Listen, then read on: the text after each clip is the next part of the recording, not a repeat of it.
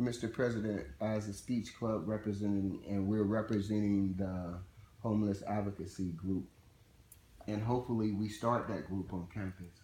Can you share with us some of the shortcomings in dealing with homeless students at Mount Sac as well as the local community?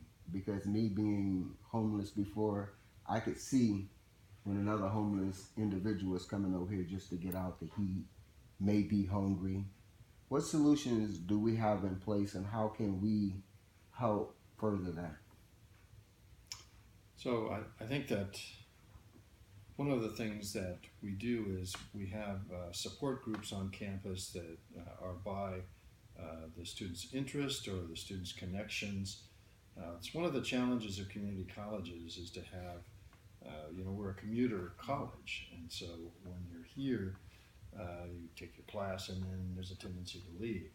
But we know people have a whole variety of issues, so we try to connect with those students. So, for example, if you're a veteran, or if you are a foster youth, or if you're in a category that you mentioned one of the challenges of identifying people that are in those categories. So we encourage through our orientation and counseling process students to identify with similarly situated students on campus. Because we find that's one of the things that can help, just to know that there are people similarly situated, and what oftentimes you may know of things that are happening out there that we don't know here. Because we're a big district, we serve students all the way from Riverside to LA, and so we know that we can't hit every need. So that's one of the things we really work on.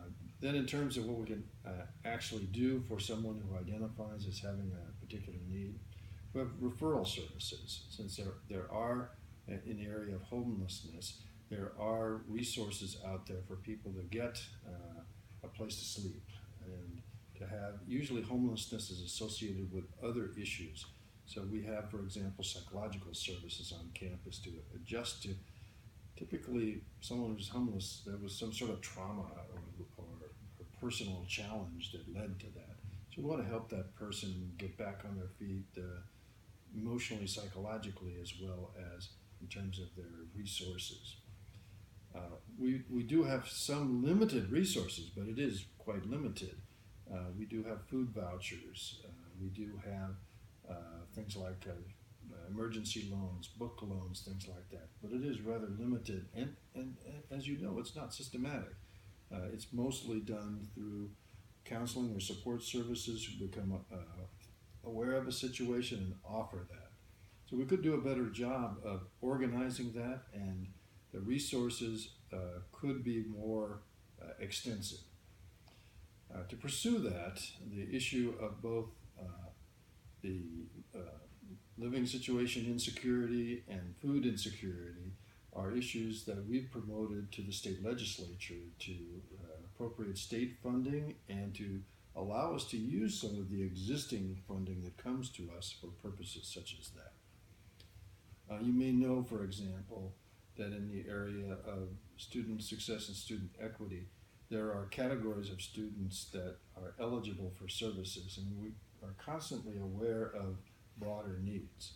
When that fund was first appropriated in 2012 and 2013, there were only 5 categories of students who were eligible for that kind of funding. We broadened that a lot to include groups such as foster youth that weren't identified before. One of the bills in the legislature would allow us to use state funding for student support and student equity to serve those with housing challenges. There's been a lot of other ideas discussed, but there's no central point for that, and the advocacy groups for homelessness have been challenged in being able to produce local resources. The city of Los Angeles had a ballot measure on its most recent election that was supporting the investment in homeless. There's not much like that here in the San Gabriel Valley, though. The fact that there are 31 cities here in the San Gabriel Valley means that the city resources are not unified. During the recession, the resources for social services, rehabilitation, things like that were hit tremendously and have not come back. So while we do referrals, a lot of them are to nonprofit groups that have limited resources. So I guess what I'm saying is on a policy basis, on a college resource basis, and on a community resource basis, we're sadly lacking in support for those who are homeless.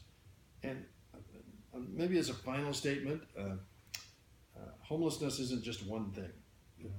It's not some bag lady living on the street. That's not the typical situation homeless. I don't know that there is a typical situation for homelessness. So we have students who are kind of hot couching. They may sleep on somebody's couch for a few days and then find somebody else and go sleep on another couch for a few days, so that they have a network of support, but it's limited, and it's again that situation where maybe at the end of that person's commitment, you feel uncomfortable and where am I welcome? Where else do I go? Sort of situation. That's limited.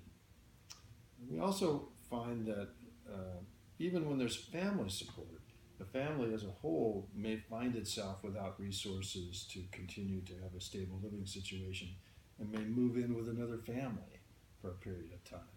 So it's not uncommon to have two or even three families living in one situation where there's an ongoing, maybe a rental apartment or something like that. But the reason for that is complex. It's both the limited resources on the part of those families and the fact that the average apartment in this area is $2,200 a month rent. So those are challenges that are not exactly homeless, but they're better categorized as a living situation insecurity, where you're not overall connected to a stable living situation. You mentioned something that's real important. You told me and BJ's story. How caution. Yeah. Also, if I can